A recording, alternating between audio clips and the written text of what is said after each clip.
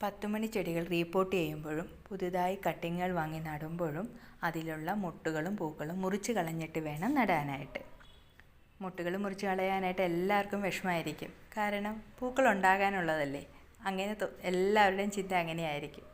പക്ഷേ കൂടുതൽ ഇടച്ചനപ്പോടുകൂടി ചട്ടി നിറഞ്ഞ് പൂക്കാനായിട്ട് അങ്ങനെ നമ്മൾ മുട്ടുകളും പൂക്കളും മുറിച്ച് കളഞ്ഞു കഴിഞ്ഞാൽ നിറഞ്ഞ് ഈ കാണുന്ന കട്ടിങ് കണ്ടോ, ഇതുപോലെ ഞാൻ മുറിച്ച് കളഞ്ഞതിന് ശേഷം നട്ട ചെടിയാണ്.